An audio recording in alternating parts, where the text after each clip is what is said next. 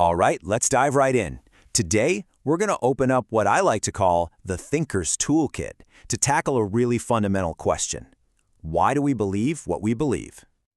You ever hear an opinion and just think to yourself, where on earth did that come from? It can feel like some beliefs are just floating out there, completely unmoored from reality, founded on nothing more than a whim. Well, it turns out there's a fascinating psychological reason for that. And it all comes down to this. Our brains are basically running two different operating systems at the same time. Yep, two distinct ways of thinking that are constantly interacting and, you guessed it, sometimes competing for control. Think of it like this. System 1 is your brain's autopilot. It's lightning fast, it runs on intuition and emotion, and it's pretty much effortless. System 2, on the other hand, is the co-pilot. It's slow, analytical, logical, and man, it takes real effort to fire it up. Your autopilot is always on, but the co-pilot? It can be kind of lazy. It would much rather let the autopilot handle things. Now this is where it gets really interesting. How can our autopilot be so fast and efficient? Well, it relies on all these little mental shortcuts, and while they're incredibly useful for getting through the day, they can also lead our thinking right into some very predictable traps.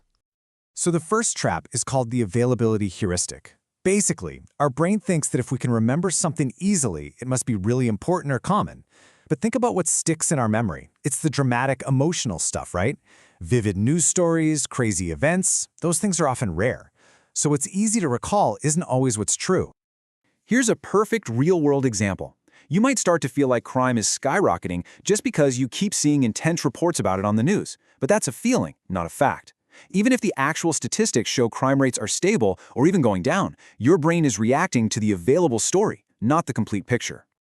And next up is the big one, confirmation bias. Our minds, well, they really don't like to be wrong. So we have this natural, automatic tendency to go hunting for any piece of evidence that proves we're right. And at the same time, we ignore, dismiss, or totally forget anything that might challenge what we already think. We're not searching for truth, we're searching for agreement. And believe me, these are just the tip of the iceberg. You've got emotional reasoning, where our feelings literally become facts. There's anchoring bias, where the very first thing we hear about a topic kind of sticks in our mind and colors everything else. And the false consensus effect, where we just assume that most other people think just like we do. Our autopilot is absolutely full of these little glitches. So, the big question is, how do we fight back? How do we wake up that lazy co-pilot? Well, we need a toolkit for better thinking. So let's look at a few tools that can help us switch from that automatic mode into a more analytical one. Our first tool is Occam's razor. It's a beautiful, simple, but powerful idea. When you're faced with a bunch of competing explanations, the one that requires the fewest new, crazy assumptions is probably the right one. It's all about cutting away all the unnecessary complexity to find the most likely answer. But you also have to watch out for its dishonest twin, Occam's broom. This is a trick people use where they make their argument seem simple by deliberately sweeping inconvenient facts under the rug. It's basically confirmation bias used as a weapon. And spotting it means you have to ask yourself, wait, what information might be missing here? So let's see how all this plays out in the real world. We'll start with a case study that really digs into how our intuitive autopilot forms beliefs, especially when it comes to those big existential questions. Okay, a key piece of our autopilot's programming is something called the Hyperactive Agency Detection Device, or ADD for short. It's a pure evolutionary survival instinct. Think about it. For our ancestors, it was way, way safer to assume the rustle in the grass was a predator than to assume it was just the wind. This tendency to see intention, to see a who behind the what, is just baked right into our brains. This instinct can lead us to some pretty powerful conclusions. The argument presented here is that instead of people using religion to figure out what's moral, they're often using their pre-existing moral sense, their gut feelings, to decide which parts of a religion they agree with.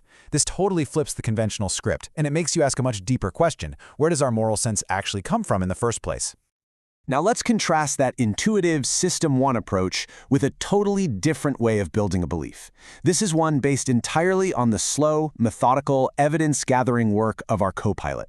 This case study shows how scientists build knowledge through deliberate, careful analysis. This is System 2 thinking in action. When we look at the fossil record, it's not a random jumble. We find a consistent, predictable order. Simpler organisms show up first in the oldest rocks, and more complex ones appear later. You never find a mammal fossil down in the Cambrian layers with the trilobites. This consistent sequence, which we see all over the world, is a core piece of deliberately gathered evidence. And we can put incredibly precise dates on this timeline. Using methods like radiometric dating, scientists can measure the decay of radioactive elements found in volcanic ash. So if a fossil is found sandwiched between two layers of this ash, they can measure the decay in each layer and create a super accurate time bracket, telling us the age of that rock and everything inside it. And this process has uncovered some just stunning examples of transition. We found Tiktaalik, which is a fish that was clearly developing wrist bones. We found Archaeopteryx, a dinosaur covered in feathers, and the fossilized footprints of Australopithecus at Liatoli, proving our early ancestors walked upright millions of years ago. Each one is a snapshot of change discovered only through that slow, meticulous, deliberate co-pilot work. So what's the key takeaway from all of this? It's that you have both of these systems, the fast autopilot and the deliberate co-pilot. And just understanding how they work, just being aware of them, is the first and most powerful step to thinking more clearly. This slide really brings it all home, doesn't it? You've got two paths to forming a belief. The deliberate model starts with facts and data, moves to logical evaluation, and ends with a considered belief. But the reactive model, the autopilot's way, can start with just a vague feeling and leap directly to absolute certainty. So, for the beliefs that matter most to you, which path did they follow? Ultimately, your autopilot is always on. That's the default setting for being human. The real question is, now that you know how it works, now that you know it's there, when are you going to choose to reach over and grab the controls?